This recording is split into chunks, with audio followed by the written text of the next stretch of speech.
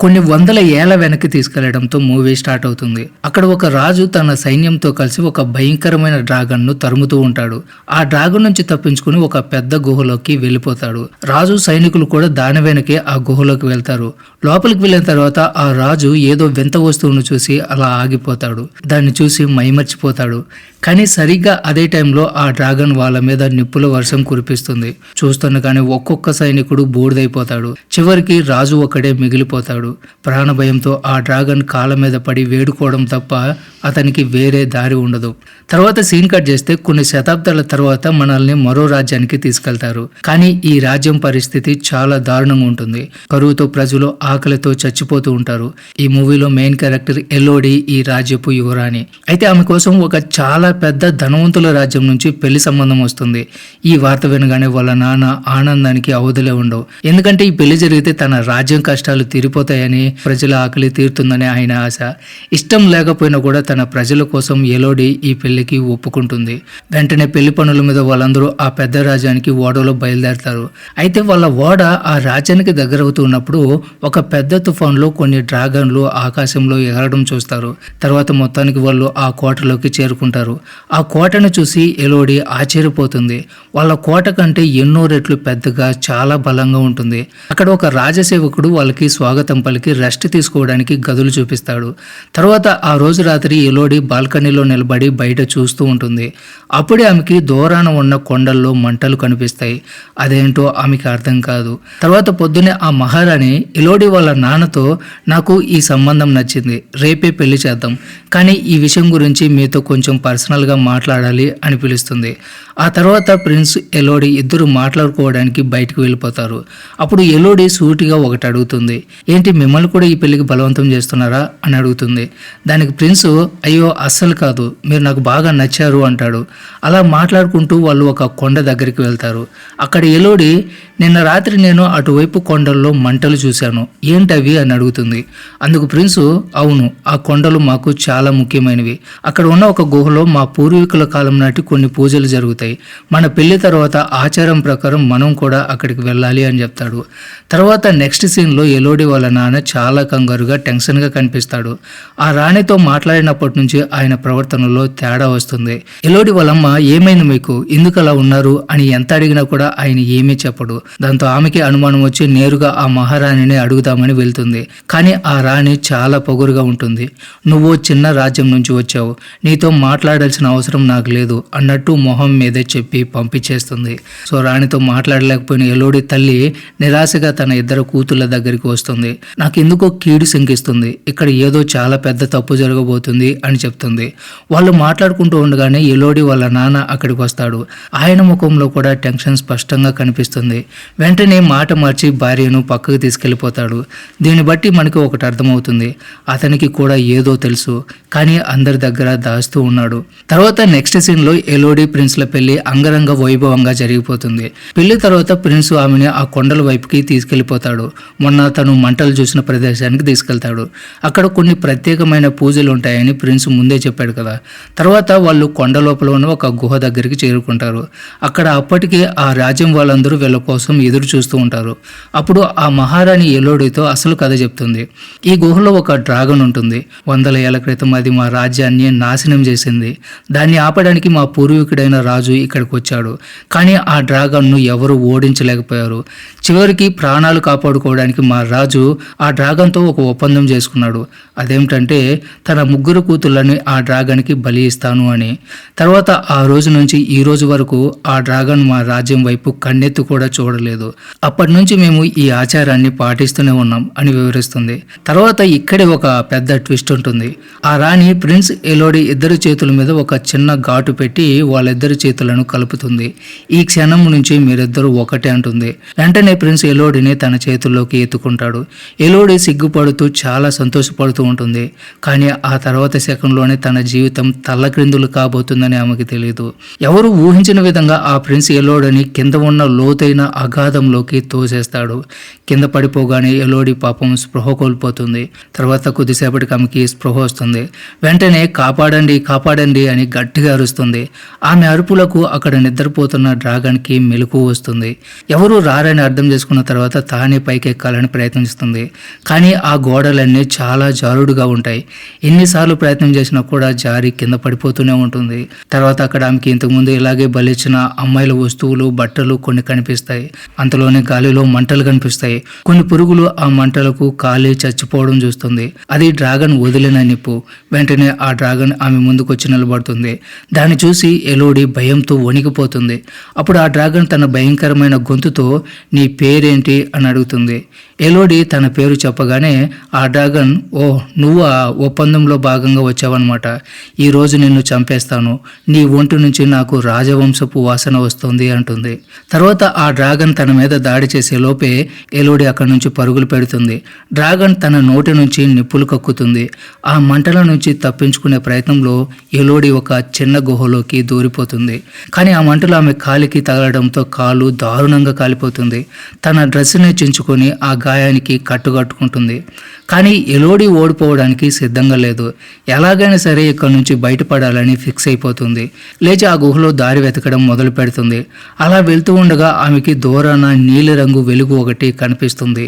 ఆ వెలుగు వస్తున్న వైపు వెళ్ళగానే అది ఒక చెట్టు కింద నుంచి వస్తుందని అర్థమైపోతుంది. కానీ ఆ చెట్టుకి తను ఉన్న చోటుకి మధ్య ఒక పెద్ద లోయ ఉంటుంది. వెనకేమో డ్రాగన్, ముందేమో లోయ. ఎటు వెళ్ళినా చావు తప్పదు. సో ఇంకో దారి లేక ఎలోడి ఒక సాహసోపేతమైన నిర్ణయం తీసుకుంటుంది. సో ఎలోడి ధైర్యం చేసి ఆ లోయలోకి దూకడానికి సిద్ధపడుతుంది. కానీ ఒక తప్పుడు అడుగు వల్ల పట్టు తప్పి లోయలో పడిపోతుంది. అదృష్టం కొద్దీ తన చేతిలో ఉన్న కత్తి సహాయంతో గోడకి గుచ్చుకొని తనని తాను కాపాడుకొని అవతల వైపుకు చేరుకుంటుంది. అక్కడికి వెళ్ళిన తర్వాత చూస్తే ఆ నీలి వెలుగు చెట్టు మీద ఉన్న చిన్న చిన్న పురుగుల నుంచి వస్తూ ఉంటుంది. వెంటనే ఎలోడి తన డ్రెస్లో నుంచి ఇంకొంచెం గుడ్డ చించి ఒక సంచిలా చేసి అందులో కొన్ని పురుగులు నింపుకుంటుంది. దారిలో లాంతరులాగా పనికొస్తాయని. కొంచెం ముందుకు వెళ్ళగానే ఆమెకు ఒక చిన్న నీటి బుగ్గ కనిపిస్తుంది. నీళ్లు తాగి దాహం తీర్చుకుందాం అనుకునే లోపు మళ్ళీ ఆ డ్రాగన్ పై నుంచి వచ్చి నిప్పులతో దాడి చేస్తుంది. మళ్ళీ ఎలోడి ప్రాణభయంతో అక్కడి నుంచి పారిపోతుంది. ఈసారి ఒక చిన్న గుహలో దాక్కుంటుంది. అప్పుడు డ్రాగన్ బయట నుంచి అరుస్తూ ఉంటుంది. ఎంతకాలం పారిపోతావు? ఏదో ఒక రోజు నా చేతికి చిక్కక తప్పదు అంటుంది. తర్వాత ఆ గుహ గోడల మీద తనలాగే బలైపోయిన ఎంతోమంది అమ్మాయిల పేర్లు రాసి ఉంటాయి. అదంతా చూసి అలసిపోయి నిస్సహాయ స్థితిలో అక్కడే నిద్రపోతుంది. తర్వాత నిద్రలేచి చూసేసరికి తను సంచిలో దాచుకున్న పురుగులన్నీ తన కాలి గాయం మీద ఉంటాయి. ఫస్ట్ భయపడి వాటిని ఒక్కొక్కటిగా తీసేస్తూ ఉంటుంది. తీసి చూస్తే అద్భుతం జరిగి ఉంటుంది. ఆ గాయం పూర్తిగా మానిపోయి ఉంటుంది. అప్పుడు తనకు అర్థమైపోతుంది ఇవి మామూలు పురుగులు కావు, గాయాన్ని నయం చేసే మాయల పురుగులు అని అర్థం చేసుకుంటుంది. తర్వాత ఆ పురుగులను తీసుకుని ముందుకు వెళ్తుంది. అక్కడ ఒక రాయి మీద ఆ గుహ నుంచి బయటపడే దారి మ్యాప్ లాగా చెక్కి ఉంటుంది. ఆ దారి మొత్తం పదునైన క్రిస్టల్ రాళ్లతో నిండి ఉంటుంది. అయినా సరే నొప్పిని భరిస్తూ ఆ రాళ్లను పట్టుకుని కష్టపడి పైకెక్కుతుంది. చివరికి బయటికి దారి దొరుకుతుంది. కానీ అది దారి కాదు, కొండ శిఖరం. అక్కడ నుంచి కిందకి దిగడానికి దారి ఉండదు. తన ఆశలన్నీ అడియాసలైపోతాయి. గట్టిగా అరవాలన్నా అంత పైనుంచి ఎవరికీ వినిపించదు. తర్వాత అంతలోనే ఆమెకి కొన్ని గుర్రాల శబ్దం వినిపిస్తుంది. కానీ అదే టైంలో డ్రాగన్ కూడా ఆమె ముందు ప్రత్యక్షమవుతుంది. అది దాడి చేసే లోపే ఎలోడి మళ్ళీ గుహలోకి దూకేస్తుంది. డ్రాగన్ ఎంత పరిగెట్టినా ఇక్కడ నుంచి ఎవరు తప్పించుకోలేరు, నిన్ను పట్టుకునే తీరుతాను అంటుంది. ఇలా వాళ్ళు మాట్లాడుకుంటూ ఉండగానే కింద గుహలో నుంచి ఎలోడి వాళ్ళ నాన్న గొంతు వినిపిస్తుంది. ఆ గొంతు వినగానే డ్రాగన్ కిందకు దూకుతుంది. ఎలోడి కూడా తన తండ్రి వైపు కిందకు దూకడం మొదలు పెడుతుంది. కిందకి వెళ్లే దారిలో ఆమెకి కొన్ని పగిలిపోయిన డ్రాగన్ల గుడ్లు కనిపిస్తాయి. అవి 3 ఉంటాయి. అది చూసి వెంటనే ఎలోడికి అసలు నిజం ఫ్లాష్ అయిపోతుంది. ఆ రాణి చెప్పిన కథలో సగం నిజం సగం అబద్ధం అని అర్థమైపోతుంది. తర్వాత సీన్ కట్ చేస్తే మనకు ఫ్లాష్ బ్యాక్ చూపిస్తారు. కొన్ని వందల ఏళ్ల క్రితం ఆ మహారాజు గుహలోకి వచ్చినప్పుడు అక్కడ 3 డ్రాగన్ల గుడ్లు పిల్లలుగా మారడం చూస్తాడు. వెంటనే ఆ క్రూరమైన రాజు ఆ 3 డ్రాగన్ల పిల్లలని చంపించేస్తాడు. ఆ రోజు తన పిల్లల్ని చంపినందుకు ఈ డ్రాగన్ ఇప్పటికీ ఆ రాజవంశం మీద పగ తీర్చుకుంటుంది. సినిమా స్టార్టింగ్లో రాజు ప్రాణభిక్ష అడిగిన సీన్ మళ్ళీ వస్తుంది. అప్పుడు డ్రాగన్ రాజుతో నిన్ను కూడా నరకం అనుభవించేలా చేస్తాను. నీ వంశంలో ప్రతి తరం నుంచి నాకు 3 అమ్మాయిలు బలి కావాలి. అప్పుడే నిన్ను నీ రాజ్యం రాజ్యాన్ని ప్రశాంతంగా బ్రతకనిస్తాను అని ఒప్పందం చేసుకుంటుంది. తర్వాత సీన్ కట్ చేస్తే మళ్ళీ ప్రెజెంట్లోకి వస్తుంది. ఎలోడి వాళ్ళ నాన్న తన కూతుర్ని కాపాడడానికి గుహలోకి వచ్చి ఎలోడి అని పిలుస్తూ ఉంటాడు. అంతలోనే ఆ భయంకరమైన డ్రాగన్ అతని ముందుకు వచ్చి నిలబడుతుంది. అతను ధైర్యంగా నా కూతుర్ని తీసుకెళ్ళడానికి వచ్చాను, దానికోసం నీతో పోరాడాల్సి వస్తే నేను సిద్ధం అంటాడు. దానికి డ్రాగన్ అయితే ఇక్కడే పిలువు నీ కూతుర్ని అంటుంది. అప్పుడు అతను ప్రాణాలకు తెగించి గట్టిగా నువ్వు ఎక్కడున్నా సరే ఇక్కడికి మాత్రం అస్సలు రాకు అని గట్టిగా అరుస్తాడు. ఆ మాట వినగానే డ్రాగన్కి కోపం కట్టలు తెంచుకుంటుంది. తన పదునైన గోలుతో అతని ఛాతిలో ఒక్క పోటు పొడుస్తుంది. సో తండ్రి చనిపోతాడు. కళ్ళ ముందే తండ్రి చనిపోవడం చూసి ఎలోడి గుండె పగిలేలా ఏడుస్తుంది. ఆ అరుపులకి డ్రాగన్ అటువైపు వెళ్తుంది. అదే అదనుగా ఎలోడి తన తండ్రి దగ్గరికి పరుగున వెళ్తుంది. చనిపోయే ముందు అయినా నేను చేసిన పాపానికి ఈ శిక్ష అనుభవిస్తున్నాను, కానీ నువ్వు బ్రతకాలి. ఓడలో మీ అమ్మ చెల్లి నీ కోసం ఎదురు చూస్తున్నారు, వెళ్ళు అని చెప్పి ప్రాణాలు వదిలేస్తాడు. తండ్రి చావుతో ఎలోడికి కసి పెరుగుతుంది. వాళ్ళ నాన్న వచ్చిన దారిలోనే ఆ గొలుసు పట్టుకుని పైకి ఎక్కడం మొదలు పెడుతుంది. డ్రాగన్ అది చూసి నిప్పులతో దాడి చేస్తుంది. కానీ ఎలాగోలా ఆ దాడిలో నుంచి తప్పించుకుని ఎలోడి గుహ నుంచి బయటపడుతుంది. తర్వాత బయట ఉన్న గుర్రం మీద ఎక్కి అక్కడి నుంచి పారిపోతుంది. డ్రాగన్ ఆమె వెంట పడుతుంది. ఎలోడి తెలివిగా గుర్రం దిగి రాళ్ల చాటున దాక్కుంటుంది. దాంతో డ్రాగన్కి కోపం వచ్చి ఆ గుర్రాన్నే కాల్చి బూడిద చేస్తుంది. తర్వాత కోటలో నుంచి ఇదంతా చూస్తున్న రాణికి పిచ్చ కోపం వస్తుంది. ఇదంతా ఆ ఎలోడి వల్లే జరిగింది, దీన్ని నేనే బలిస్తాను అనుకుని నేరుగా ఎలోడి వల్ల ఓడ దగ్గరికి వెళ్తుంది. అక్కడ ఎలోడి చెల్లెల్ని కిడ్నాప్ చేస్తుంది. అంటే ఎలోడి బదులు ఆమె చెల్లెల్ని బలిచ్చి డ్రాగన్ నుంచి తన రాజ్యాన్ని కాపాడుకోవాలనేదే ఆమె ప్లాను. అడ్డు వచ్చిన ఎలోడి తల్లిని కత్తితో పొడిచి అక్కడి నుంచి వెళ్ళిపోతుంది. తర్వాత మరుసటి రోజు ఎలోడి రహస్యంగా వాళ్ళ గోడ దగ్గరికి చేరుకుంటుంది. గాయాలతో ఉన్న తల్లిని చూస్తుంది. ఆమె నాకేం పర్వాలేదు, నేను బాగానే ఉన్నాను, నువ్వు వెళ్ళి నీ చెల్లెల్ని కాపాడు, నీకు బదులుగా దాన్ని బలివ్వడానికి తీసుకెళ్లారు అని చెప్తుంది. అప్పుడు ఎలోడి నాన్న కూడా చనిపోయాడు అని చెప్తుంది. ఆ వార్త విని వాళ్ళిద్దరూ కుమిలిపోతారు. తర్వాత ఏమాత్రం ఆలోచన చేయకుండా ఎలోడి మళ్ళీ ఆ గుహ వైపు బయలుదేరుతుంది. మనం చూస్తుండగానే ఆ రాణి ఎలోడి చెల్లితో కూడా అదే తంతు నడిపిస్తూ ఉంటుంది. ఇద్దరి రక్తాన్ని కలిపి ఆ అమ్మాయిని లోయలోకి తోసేస్తుంది. డ్రాగన్ వచ్చి ఆ అమ్మాయిని పట్టుకుంటుంది. అదే టైంకి ఎలోడి కూడా గుహలోకి వచ్చేస్తుంది. కానీ ఎవరి కంట పడకుండా దాక్కుని ఫైనల్ ఫైట్కి రెడీ అవుతుంది. ఆ మాయల పురుగుల్ని తన దగ్గర పెట్టుకుంటుంది. గుహలో దొరికిన కొన్ని ఆయుధాలు, ముఖ్యంగా తన తండ్రి కత్తిని తీసుకుంటుంది. తర్వాత సీన్ కట్ చేస్తే డ్రాగన్ ఇంకా ఆ అమ్మాయిని చంపలేదు. అదే తన చనిపోయిన పిల్లల దగ్గర కూర్చొని ఆ అమ్మాయితో మీ పెద్దవాళ్ళు నా పిల్లల్ని చంపేశారు, ఇప్పుడు వాళ్ళ కూతురు ఎలోడిని చంపి వాళ్ళకి అదే బాధను చూపిస్తాను, నిన్ను కాపాడటానికి అది ఖచ్చితంగా వస్తుంది, నేను చంపడం కన్నా దాన్ని చంపితేనే నాకు ఎక్కువ ఆనందం అని చెప్తుంది.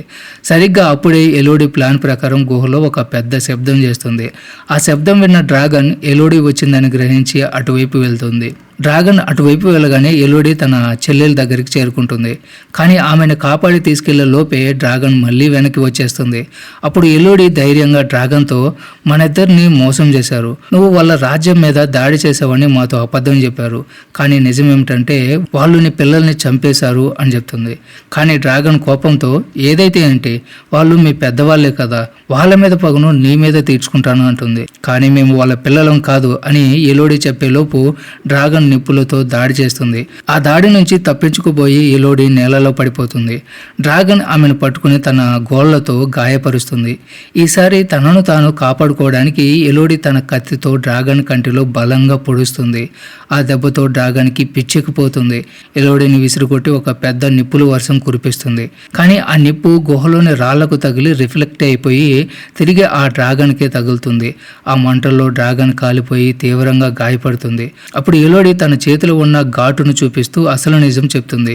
ఈ గాయం చూసావా, ఇలాగే వాళ్ళ రక్తాన్ని మా రక్తంతో కలిపి మేము రాజవంశం అని నిన్ను నమ్మిస్తారు, మేము వాళ్ళ పిల్లలం కాదు, వాళ్ళు వాళ్ళ కోటలో హాయిగా బ్రతుకుతూ మాలాంటి అమాయకపు అమ్మాయిల్ని బలిస్తున్నారు, నువ్వు చేసింది కూడా తప్పే, వాళ్ళు నీ పిల్లల్ని చంపినట్టే నువ్వు కూడా ఇన్నాళ్ళు వేరే వాళ్ళ పిల్లల్ని చంపుతూ వచ్చావు అని చెప్తుంది. నిజం తెలుసుకున్న డ్రాగన్ కన్నీళ్లు పెట్టుకుంటుంది. నాకు ఇదే సరైన శిక్ష, నన్ను చంపేయి అని ఎలోడి అడుగుతుంది. కానీ ఎలోడి దాన్ని చంపదు. తన దగ్గరున్న మాయల పురుగులతో ఆ డ్రాగన్ గాయాలను నయం చేస్తుంది. తర్వాత ఇప్పుడు ఇద్దరు కలిసి ఆ అసలైన ద్రోహుల మీద పగ తీర్చుకోవడానికి ఆ కోటకి వెళ్తారు. అక్కడ ఆ ప్రిన్సు రాణి ఇంకొక అమ్మాయిని పెళ్లి పేరుతో మోసం చేస్తూ తర్వాత బలికి సిద్ధం చేస్తూ ఉంటారు. ఎలోడి వాళ్ళ నాటకాన్ని బయట పెట్టి ఆ అమ్మాయిని పారిపోమని చెప్తుంది. తర్వాత అక్కడున్న వాళ్ళందరినీ ప్రాణాలు కావాలంటే ఇక్కడి నుంచి పారిపోండి అని హెచ్చరిస్తుంది. దానికి ఆ రాణి, ఏంటి డ్రాగన్ నుంచి తప్పించుకుంటే మమ్మల్ని భయపెట్టగలవని అనుకుంటున్నావా, ఒంటరిగా నువ్వేం చేయగలవు అంటుంది. ఎలోడి ఒక చిరునవ్వు నవ్వి, నేను ఒంటరిగా వచ్చానని ఎవరు చెప్పారు అంటుంది. ఆ మాట పూర్తి కాకముందే ఆకాశం నుంచి ఆ డ్రాగన్ గర్జిస్తూ కోట మీదకి వస్తుంది.